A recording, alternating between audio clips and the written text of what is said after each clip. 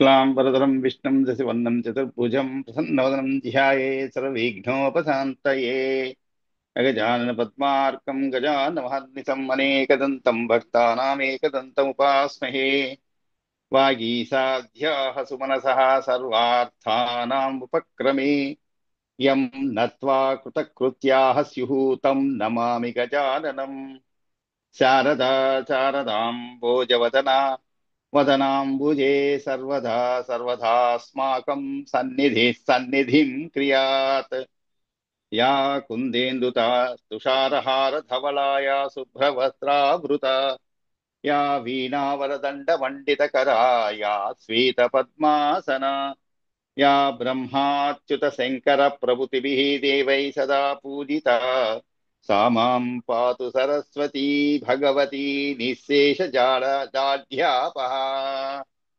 दोर्भिर्युक्ता चतुर्भिर्स्फटिकमणिमयीम् अक्षमालां ददाना हस्तेनैकेन पद्मं सितमपि च सुखं पुस्तकं चापरेण भासा कुन्देन्दुशङ्खस्फटिकमणिनिभा भासमाना असमाना सा मे वाग्देवतेयम् निवसतु वदने सर्वदा सुप्रसन्ना ज्ञानानन्दमयं देवं निर्मलस्फटिकाकृतिम् आधारं सर्वविद्यानां हयग्रीवमुपास्महे वैदेही सहितं सुरद्रुमतले हैमे महामण्डपे मध्ये पुष्पकमासने मणिमये वीरासने सुस्थितम् अग्रे वाचयति प्रभञ्जनसुते तत्त्वं मुनिभ्यः परम् व्याख्यान्तं भरतादिभिः परिवृतं रामं भजे श्यामलम् वामे भूमिसुता पुरश्च हनुमान् पश्चात् सुमित्रासुतः शत्रुघ्नो भरतश्च पार्श्वदलयोः वायुवादिकोणेषु च सुग्रीवश्च विभीषणश्च युवराट् तारासुतो जाम्बवान् मध्ये नीलसरोजकोमलरुचिं रामं भजे श्यामलम् व्यासाय विष्णुरूपाय व्यासरूपाय विष्णवे नमो वै ब्रह्मनिधये वासिष्ठाय नमो नमः। కాబట్టి విద్య మనం భగవత్ ప్రార్థన చేసి తర్వాత విష్ణు పురాణం గురించి, అంటే ఇంకా విష్ణు పురాణం గురించి ప్రత్యేకంగా చదువుకోలేదు, ఇంకా ప్రారంభించలేదు.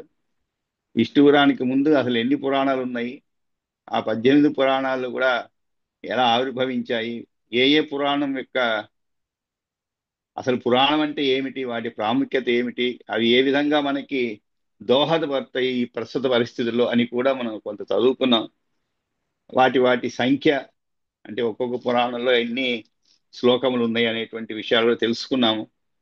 ఆ తర్వాత మనం 18 పురాణాలు చదివేటువంటి అవకాశం ఉంది, కానీ మనం చదవగలుగుతామో లేదో. కాబట్టి కనీసం 18 పురాణాల్లో కూడా విషయం ఏమిటి అనేది కొంచెం తెలుసుకోవాలనేటువంటి జిజ్ఞాసతో ఒక్కొక్క పురాణం గురించి కూడా కొంచెం క్లుప్తంగా విషయం చదువుకుంటూ ముందుకు పోతున్నాను అనమాట.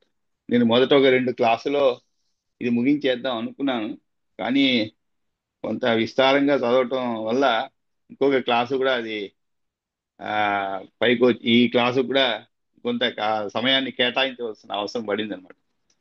కాబట్టి మనం నిన్నటి వరకు ఒక 7 పురాణాల గురించి చదువుకున్నాం. అంటే మార్కండేయ పురాణం వరకు అవి ఎవరెవరు చెప్పిన పురాణము, దానికి ఆ పేరు ఎలా వచ్చినది అనేటువంటి విషయాన్ని ఈ 7 పురాణాల్లో అంతర్గతంగా ఏ విషయాలు ఉన్నాయి, వాటి యొక్క ఈ కాలంలో పరిస్థితులు, ఈ కాల పరిస్థితిలో కూడా వాటిలో ఉన్నటువంటి విషయాన్ని ఎలా మనం అన్వయపరచుకోవచ్చు అనేటువంటి విషయాలన్నీ చక్కగా ఈ 7 పురాణాలలో చదువుకున్నాం అనమాట.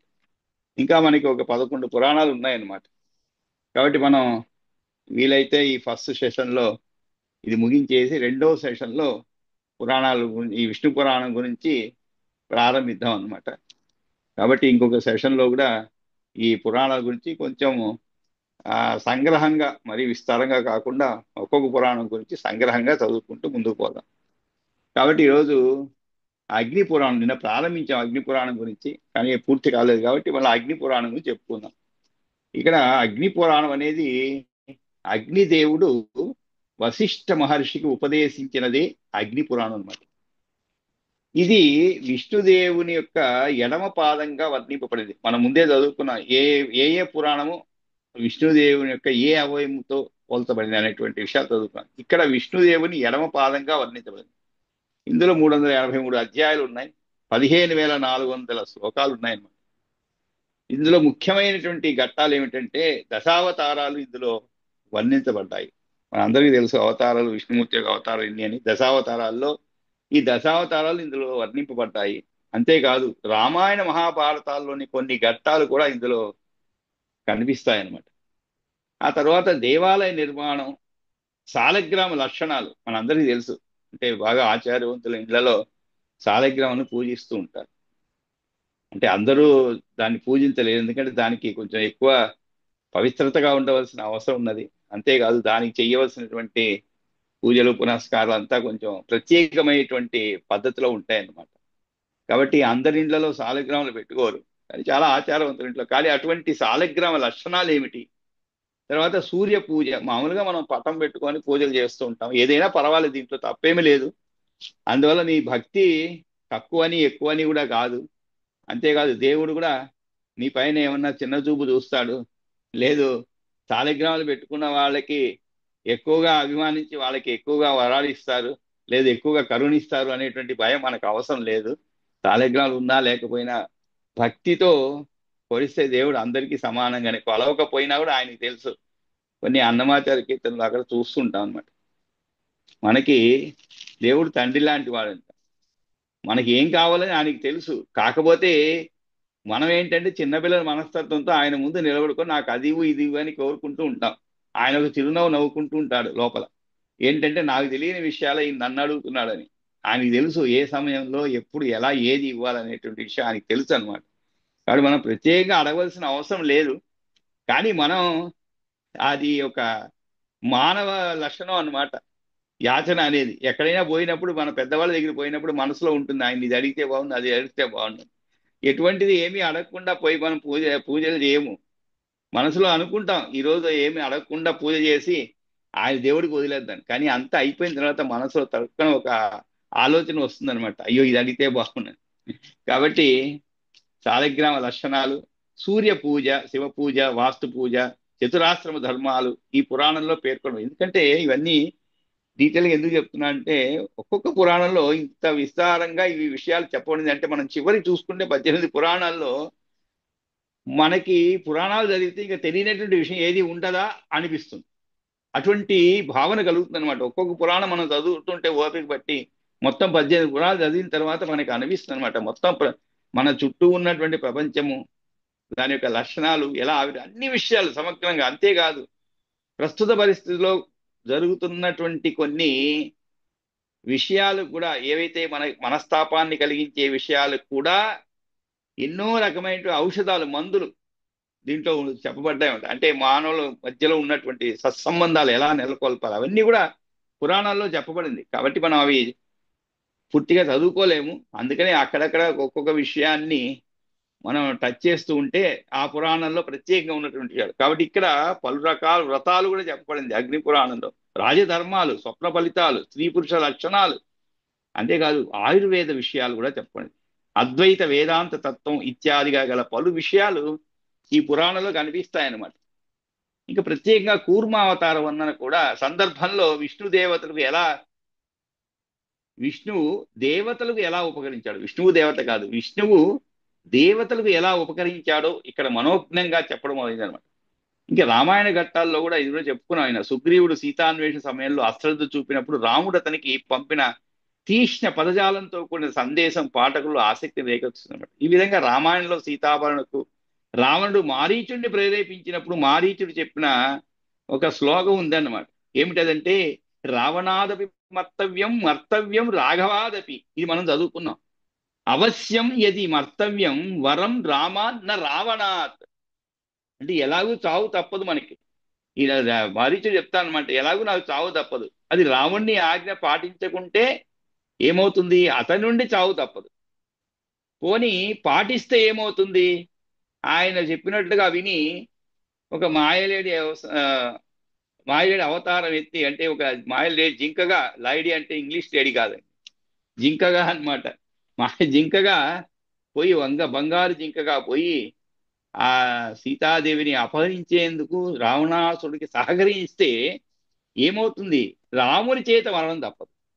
కాబట్టి ఎలాగైనా నాకు మరణం తప్పదు. రావణాదపి మర్తవ్యం అంటే మరణించవలసిందే. రావణాదపి మర్తవ్యం రాఘవాదపి, అదేవిధంగా శ్రీరామచంద్రుడి చేతిలోనే చావవలసిందే ఎట్లాగైనా.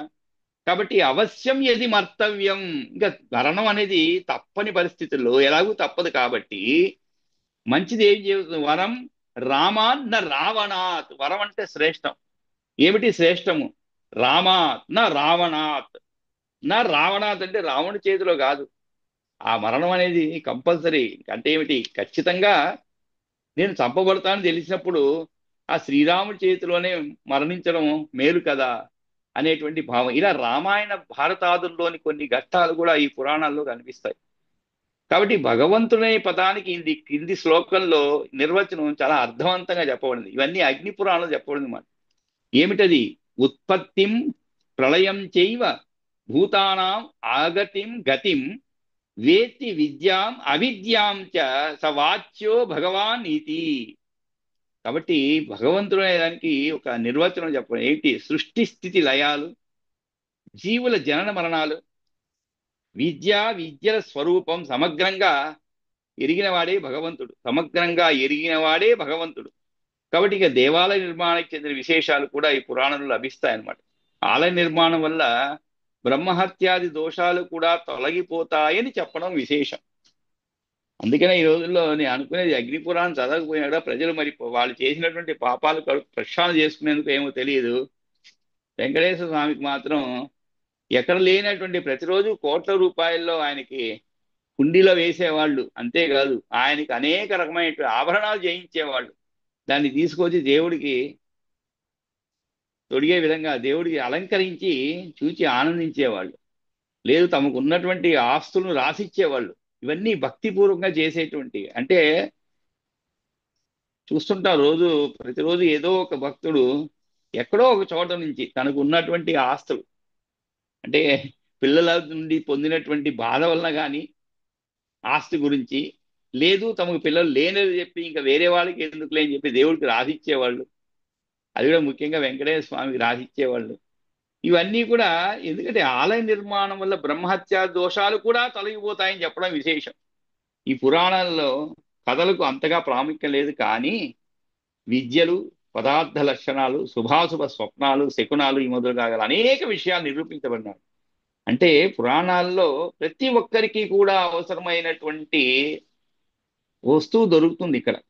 ప్రతి ఒక్కరికి కూడా, ఎటువంటి వారికైనా ఎటువంటి సందేహాలు ఉన్నా కూడా పురాణాలను సంప్రదిస్తే దానికి తగినటువంటి చికిత్స దొరుకుతుంది అనమాట. ఎటువంటి మానసిక రోగానికి, శారీరక రోగానికి దీంట్లో ఆయుర్వేదం గురించే చెప్పబడింది. మానసిక రోగాలకి ఎటువంటి వారికైనా సరే చికిత్సగా ఈ పురాణాల్లో ఒక మంచి ఔషధాలు దొరుకుతున్నాయి అని చెప్పుకోవచ్చు మనం. అదే శుభాశుభ స్వప్నాలు, శకునాలు మొదలు అనేక విషయాలు నిరూపించబడి ఉన్నాయి. కాబట్టి వివిధ శాస్త్రాలు చెందిన విషయాలు ఇందులో ఉండటం వల్ల ఇదొక విశిష్టమైన పురాణంగా ప్రశంసపడుతున్నమాట. దీని యొక్క ఫలశ్రుతి ప్రతి పురాణానికి మనం చదువుకుంటూ వస్తున్నాం ఒక్కొక్క ఫలశ్రుతి. ఆగ్నేయం పఠితం ధ్యాతం శుభం స్యాత్ భుక్తి ముక్తిదం.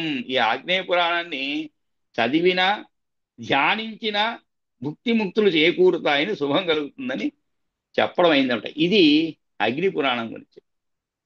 ఆ తరువాత భవిష్య పురాణం గురించి కూడా కొంత తెలుసుకుందాం. ఇది విష్ణుదేవుని యొక్క కుడి మోకాలితో పోల్చబడింది అన్నమాట ఈ పురాణం. దీంట్లో 14,500 శ్లోకాలు ఉన్నాయి. ఇందులో మొత్తం అధ్యాయాల సంఖ్య 585 అధ్యాయాలు ఉన్నాయి. దీంట్లో ముఖ్యమైనటువంటి విషయం ఏమిటంటే సృష్టి వివరణ, పురాణాల ఉత్పత్తి, షోడశ సంస్కారాలు, సావిత్రి మహాత్యం, స్త్రీ లక్షణాలు, వివిధ వ్రతాలు ఇందులో వివరించబడినవి. ఆ తర్వాత రథసప్తమి మహాత్యం, సూర్యుని ప్రభావం, ప్రతిమా లక్షణాలు, ధర్మస్వరూపం, జీమూత వాహనాదుల చరిత్రలు, అన్నదాన ప్రశస్తి. చూడండి ఇక్కడ భవిష్య పురాణంలో అన్నదాన ప్రసక్తి కూడా చెప్పబడింది అన్నమాట. ఈ విధంగా అనేక విషయాల గురించి అతి విస్తృతంగా ఇందులో వర్ణించడం జరిగింది. అందుకనే మీకు ఏ పురాణం ఎత్తినా కూడా తీసుకున్నా కూడా చాలా విస్తృతంగా వివరించబడి, అందుకే ఏ పురాణం కూడా 1000 శ్లోకాలు 2000 శ్లోకాలతో లేదు. అన్ని కూడా 14,000 10,000కు మించిన శ్లోకాలు లేవు. అది ఏ పురాణమే లేదు. ఎందుకంటే ప్రతి విషయాన్ని కూడా ప్రతి ఒక్కరికి అర్థమయ్యే విధంగా వేదాలు ముందే చెప్పబడింది. మనకి వేదం చదివి అర్థం చేసుకునే శక్తి సామర్థ్యాలు లేని వాళ్ళకి పురాణాలు చదివితే అన్నీ అర్థమవుతాయి.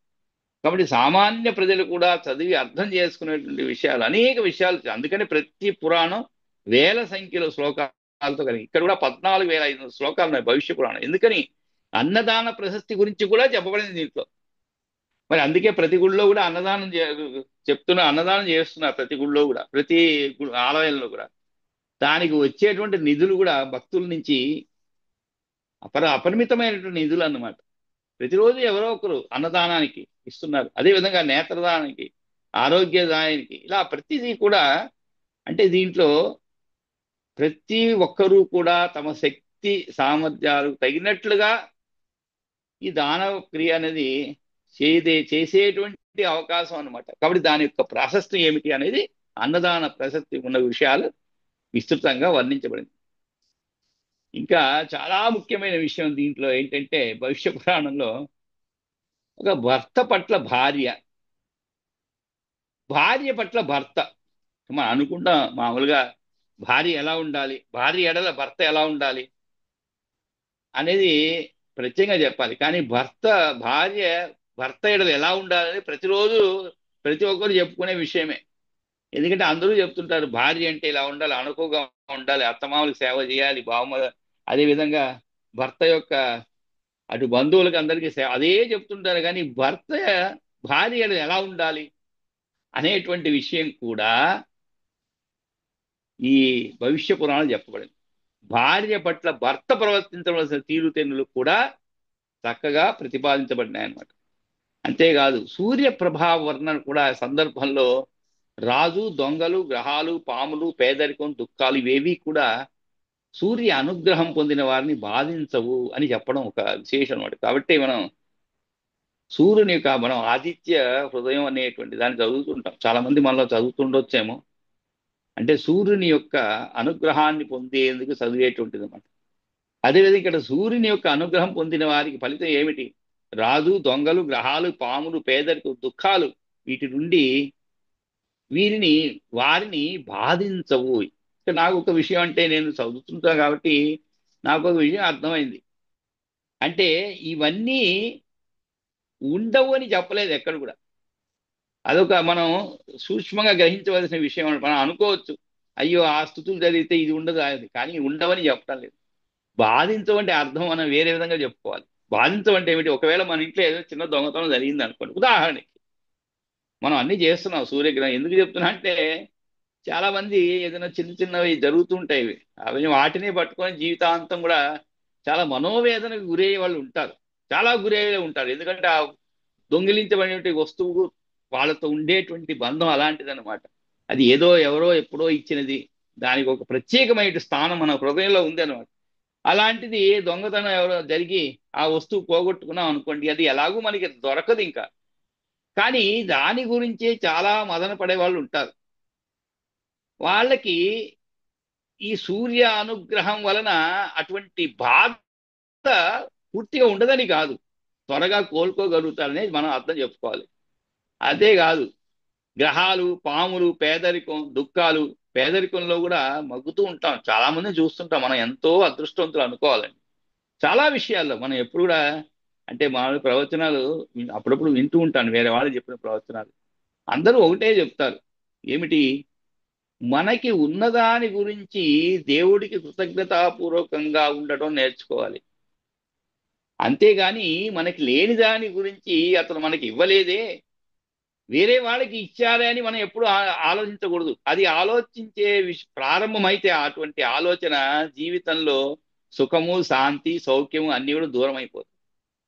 అరే మనకి ఇచ్చినది వేరే వాళ్ళకి ఇవ్వలేదు కదా, కాబట్టి మనకి ఏదో దైవానుగ్రహం, ప్రత్యేకమైన దైవానుగ్రహం ఉంది మన పైన, అందుకనే మనకి ఇది ఇచ్చాడు, కానీ వాళ్ళకి అది ఇవ్వలేదు కదా. అనే విధంగా మనం ఆలోచన విధానాన్ని మార్చుకున్నప్పుడు ఏమీ లేకున్నా కూడా సంతోషంగా జీవించగలుగుతాం. మనం ఎంతోమంది చూస్తూ ఉంటాం. మనం కాలు ఇంటి నుంచి కాలు బయట పెడితే, అందులో మన దేశంలో ఎక్కడైనా అడుగు పెట్టండి మీరు. ఏ ఊరికి పోయినా ఎక్కడైనా అడుగు పెట్టండి ఇంటి నుంచి. మనకంటే కూడా అతి తక్కువ స్థాయిలో ఉండే వాళ్ళని కనీసము ఒక 100 మంది చూస్తాం మన ఇంటికి వచ్చే లోపల. చాలా మందిని చూస్తాం. కాకపోతే మనం మనకంటే ఏ విధంగా తక్కువ అనే విషయాన్ని మనం ఎప్పుడు గుర్తించలేదు. ఎంతసేపటికి మనం తక్కువ అనుకున్నాం కానీ వాళ్ళు ఏ విధంగా తక్కువ అది కనుక గుర్తించగలిగితే మనం ఎంతో సంతోషంగా జీవించగలుగుతాం. అందుకని ఇక్కడ పేదరికం, దుఃఖాలు ఇవేవి కూడా ఎక్కువ బాధించవు వారిని. అదేవిధంగా దుఃఖాలు, ఎన్నో దుఃఖాలు వస్తుంటాయి. ఎంతో మందిని కోల్పోతుంటాం. ఆప్తులైనటువంటి వాళ్ళని కోల్పోతుంటాం. వయసు పండి అలా రాలిపోయేటువంటి ఎంతో మంది చూస్తాం. పండి రాలిపోయేటువంటి వాళ్ళని మనకి తెలుసు వాళ్ళు ఈ రోజు రేపో రాలిపోతారు. కానీ నిజంగా జరిగినప్పుడు మనం తట్టుకోలేము. ఎందుకంటే వాళ్ళు ఇంతవరకు భౌతికంగా మనతో ఉన్నారు. కానీ ఇంకా రేపటి నుంచి, ఈ క్షణం నుంచి ఎప్పుడైతే వాళ్ళు మనకి దూరం అయ్యారో ఆ క్షణం నుంచి ఇంకా వాళ్ళని భౌతికంగా మనతో వాళ్ళ యొక్క సంపర్కం అనేది ఉండదు భౌతికంగా. కానీ మన మనస్సులో ఎప్పుడు ఉంటారు అనేటువంటి భావనతో అందులో మనకు అందరికీ తెలుసు. మరణించిన వాడు, జన్మించిన వాడు, పుట్టినవాడు గిట్టక మానడు. అంతేగాని ఎవరు కూడా అమరులం కాదు, మనం మరణించే వాళ్ళమే.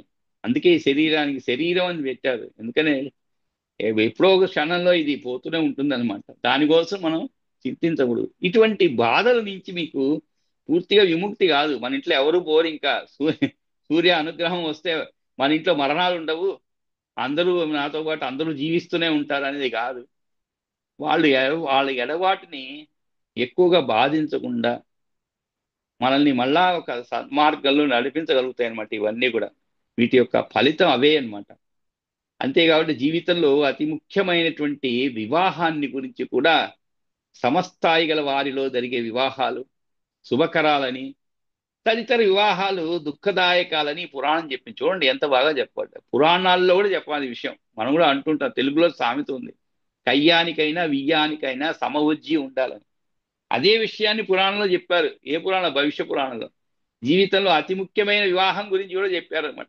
ముఖ్యంగా ఏం చెప్పారంటే వివాహం తర్వాత ఎలా ఉండాలని అది ముందు దీంట్లో చెప్పారు, భార్యాభర్తలు ఎలా ఉండాలని. ఇక్కడ సమస్థాయి గల వారిలో జరిగే వివాహాలు శుభకరాలు ఖచ్చితంగా. అది ఎందుకంటే మనము మన అమ్మాయిని ఇవ్వడం కానీ, మన అబ్బాయి తెచ్చుకోవడం కానీ, అంటే కోడలుగా తెచ్చుకోవడం కానీ, ఇవన్నీ కూడా ఎలా ఉండాలంటే సమస్థాయిలో ఉండాలి ఎప్పుడు కూడా. అటు మనం పై చేయిలో ఉంటేనూ బాధాకరమే. ఎందుకంటే మనకు వచ్చేటువంటి మన దురదృష్టవశాత్తు అదృష్టవశాత్తు ఏదో అనుకున్నాం, సద్గుణవంతురాలైనటువంటి ఒక కోడలు వచ్చింది. కానీ మన దురదృష్టవశాత్తు ఆర్థిక పరంగా చూస్తే వాళ్ళు కొద్దిగా తక్కువ అనుకుందాం. అప్పుడు మనం వారి ఎడల మనం ఎలా మెదలుతుంటాం అనేది చాలా అందరికీ తెలిసిన విషయమే. అది మనలో అందరూ సత్పురుషులు ఉన్నాం కాబట్టి మనకి తెలియకపోతే విషయాలు, కానీ చూస్తూ ఉంటాం మనం చుట్టుపక్కల ఎలా వాళ్ళని కొంచెం దూరంలో పెడుతుంటాము. లేదు సమయం వచ్చినప్పుడు అంతా కూడా మీ అబ్బాయి చేసినటువంటి విషయాన్ని ఎత్తి చూపడము, ఇవన్నీ చేస్తూ ఉంటాం. అందుకనే ఒక సమస్థాయి ఉండేటువంటి వివాహాలు ఖచ్చితంగా అవి చాలా కాలం ఉంటాయని కూడా చెప్పలేము. కానీ ఇటువంటి వివాదాలకు తావుండదు అనమాట. ఇటువంటి మానసిక విభేదాలకు తావుండదు. అదే ఇక్కడ చెప్పబడింది అనమాట. కాబట్టి అటువంటివి సమస్థాయి గల వారిలో జరిగే వివాహాలు శుభకరాలు, తదితర వివాహాలు దాయకాలు. తదితర అంటే ఏమిటి? అలా కాకుండా ఇప్పుడు మాట్లాడుకున్న విధంగా సమస్థాయి కాకుండా ఉండేటువంటి వివాహాలు, మనం తక్కువగా ఉండి మన ఇంటికి వచ్చే వాళ్ళు ఎక్కువ స్థాయి ఉండేటువంటి వాళ్ళు కానీ, అలాంటప్పుడు కొన్ని విభేదాలు వస్తూ ఉంటాయి. ఎందుకంటే వాళ్ళ కోరికలు వేరుగా ఉంటాయి. పండగ వచ్చిందంటే అది పెట్టమంటారు, ఇది పెట్టమంటారు.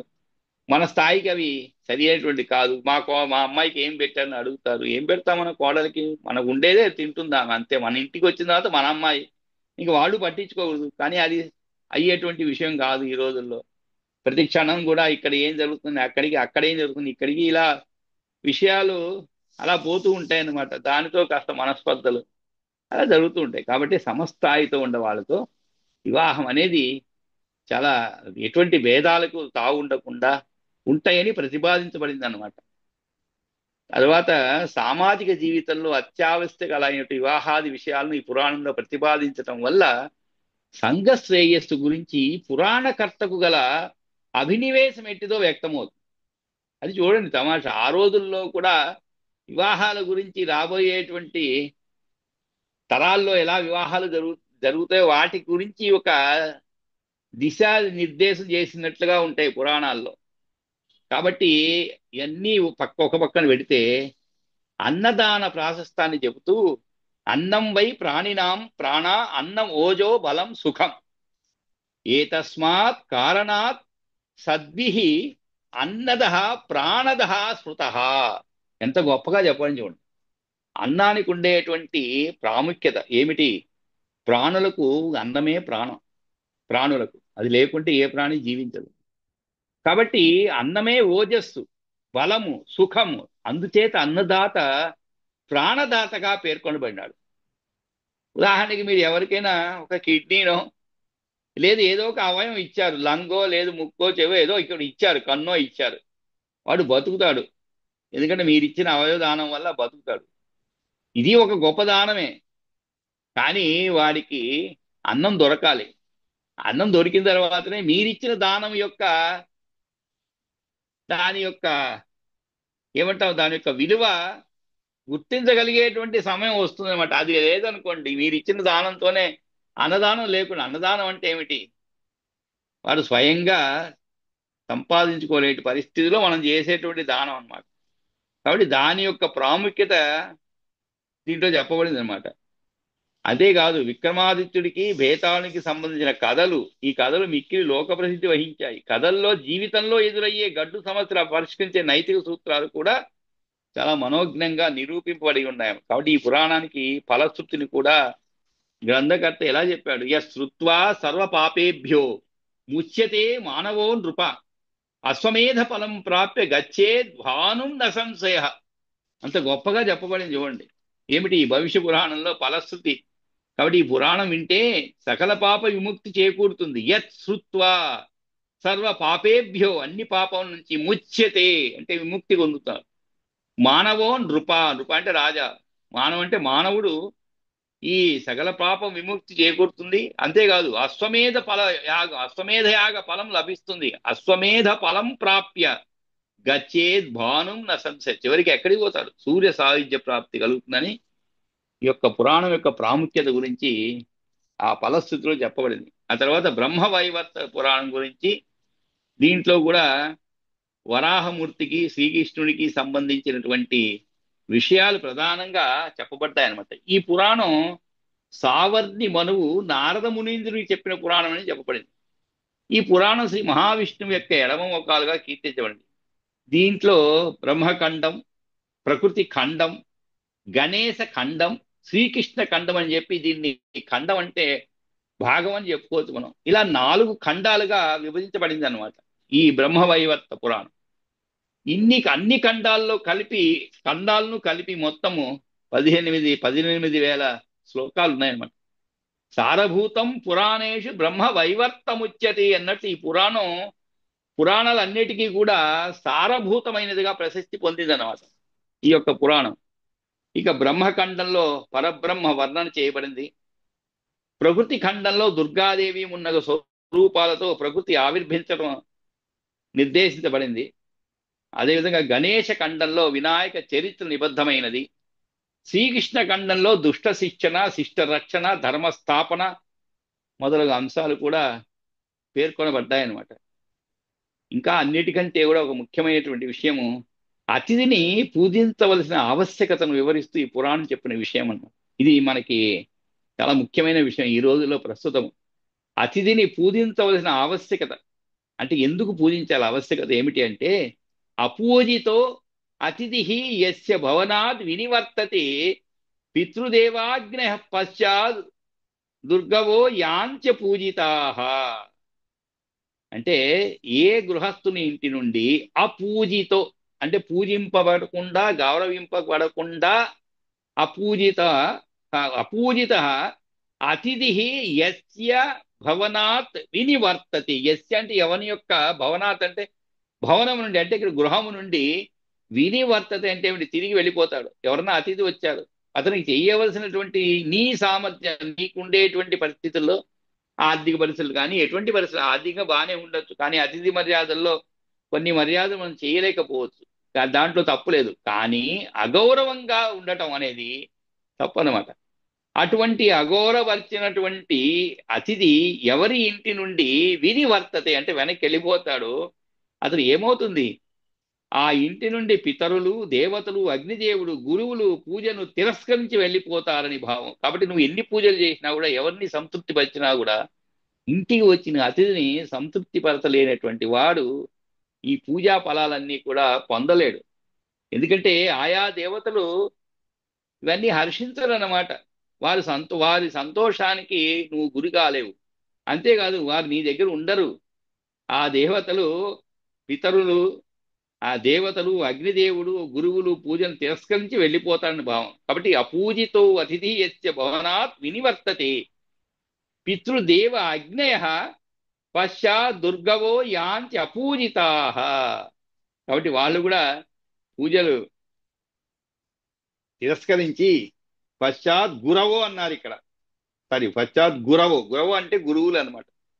అందరూ కూడా నిన్ను తిరస్కరించి వెళ్ళిపోతారు. కాబట్టి ఇక జన్మ కారణమైనటువంటి తండ్రితో పాటు విద్యాదాత, అన్నదాత, భయము నుంచి కాపాడినవాడు, కన్యాదాత, ఈ నలుగురు కూడా తండ్రులుగానే పేర్కొనబడ్డారనమాట.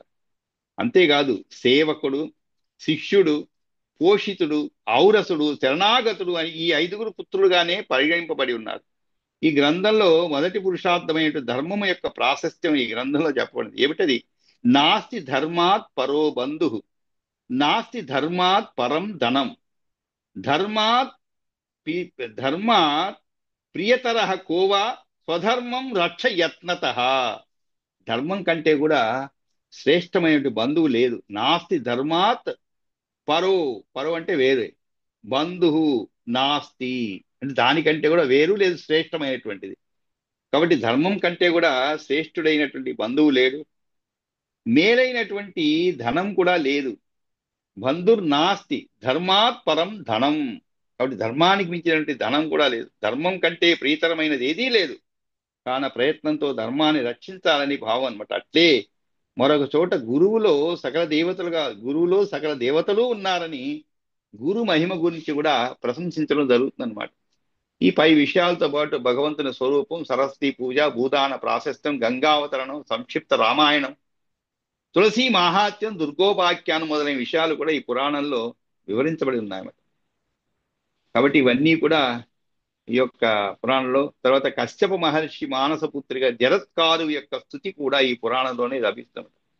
ఇంక పురాణం యొక్క ఫలస్థుతి ఏమిటంటే, సుమదం పుణ్యదం చైవ విఘ్న నిఘ్నకరం పరం హరిదాస్యప్రదం చైవ పరలోకే ప్రహర్షదం. కాబట్టి ఇంకా కూడా ఈ వేదవతి అంటే ద్వాపర యుగ, త్రేతాయుగంలో మొదటి నుంచి చూసుకుంటే మనం వేదవతి చరిత్ర, అది ఎలాగా, కృతయుగంలో వేదవతిగా, త్రేతాయుగంలో సీతగా, ద్వాపర యుగంలో ద్రౌపదిగా వేదవతిని పురాణం వర్ణించిందనమాట.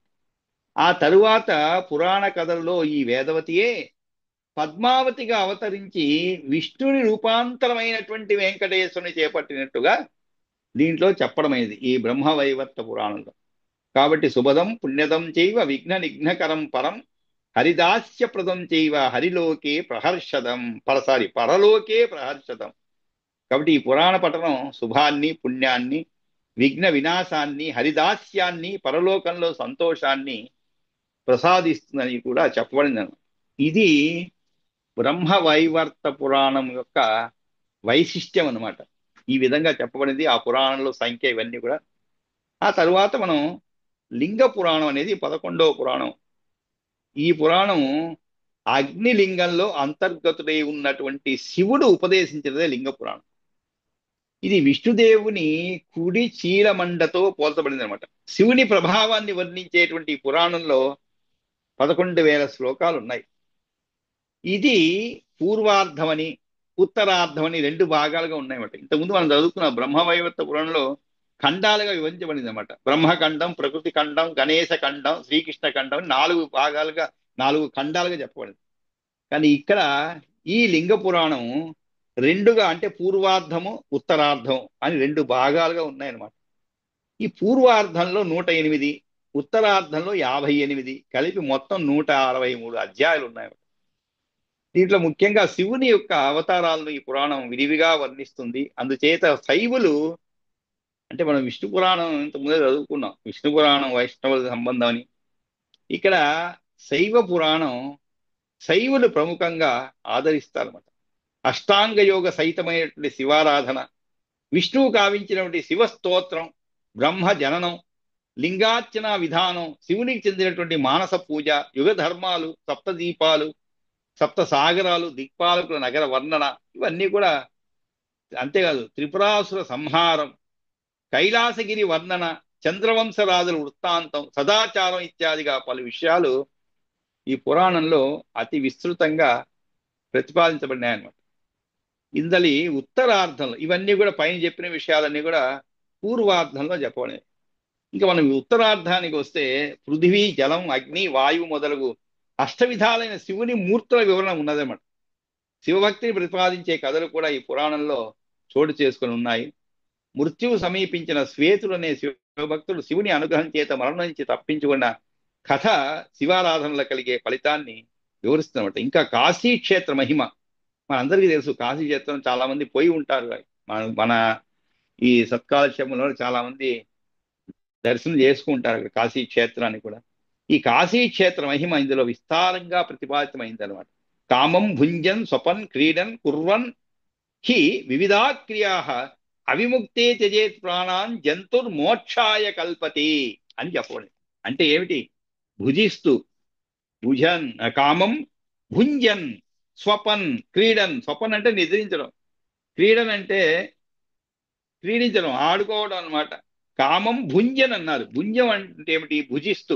కామం అంటే మన కోరికలు అనుసరించి భుజిస్తూ, నిద్రిస్తూ, క్రీడిస్తూ, యథేచ్ఛగా వివిధ క్రియలా ఆచరిస్తూ కూడా ఈ క్షేత్రంలో వర్ణిస్తే మోక్షం సిద్ధిస్తుందని ఇందులో చెప్పడమైనది. అదేవిధంగా మనం పూరిలో ఒరిస్సా, ఆ బెంగాల్ వాళ్ళకందరూ కూడా పూరీ క్షేత్రంలో ప్రాణం వదిలితే చాలా పుణ్యం అని వాళ్ళు నమ్ముతారనమాట. అందుకే అక్కడ చివరికి ఇంకా వయసు అయిపోయి ఏమీ చేయలేటువంటి కాళ్ళు చేతులు ఆడకుండా ఇంకా మనకి చివరి దశలో ఉన్నాము అనేటువంటి భావన ఉండేటువంటి వాళ్ళు అక్కడ వచ్చి చేరుకుంటారు చివరికి. ఎందుకంటే ఆ దైవ సాన్నిధ్యంలో ఆయన్ని స్మరిస్తూ, ఆ జగన్నాథుని స్మరిస్తూ ప్రాణాలు పోతే చాలా పవిత్రమైనటువంటి విషయంగా భావిస్తారు. అదేవిధంగా ఇక్కడ కూడా ఈ యొక్క కాశీ క్షేత్రంలో ఈ క్షేత్రమైన వర్ణిస్తూ అలా చెప్పబడింది అనమాట. ఈ క్షేత్రంలో వర్ణిస్తే మోక్షం సిద్ధిస్తుందని కూడా ఇందులో చెప్పడమైనది. అష్టదిక్పాలుగా ఇంద్రాదులు ప్రసిద్ధులు, వారు నివసించే నగరాలు అంటే అమరావతి, తేజస్విని, వైవస్వతి, కృష్ణవర్ణ, శుద్ధవతి, గంధవతి, అలక, యశోవతి అనేటువంటి పురాణంలో పేర్కొనబడ్డాయన్నమాట.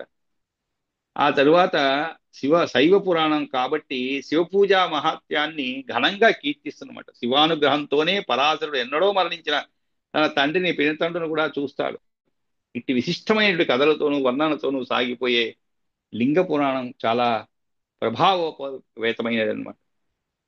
ఆ తరువాత ఈ పురాణంలో నీతి పరంగా అంటే ఇంతకుముందు వరకు మనం చదువుకున్నది శివుడికి సంబంధించిన విషయాలు ఎన్నో కూడా చెప్పని చెప్పుకున్నాం.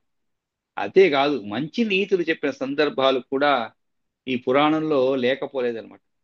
అందులో ముఖ్యంగా భోగాసను నిరోధించాలి, విషయ విచారణ చేత అది సాధ్యమని, మనోవాక్కాయాలతో వైరాగ్యాన్ని పాటించాలని చెప్పే ఈ క్రింది శ్లోకం కూడా గమనార్హం ఆ పురాణంలో. భోగేన తృప్తి నైవ అస్తి విషయానాం విచారత తస్మాత్ విరాగ కర్తవ్య మనసా కర్మణా గిరా.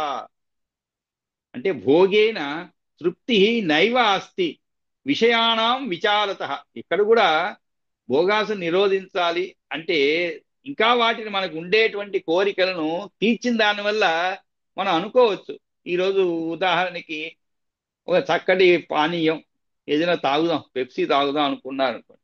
సరే తాగారు, పోనీ దానిపైన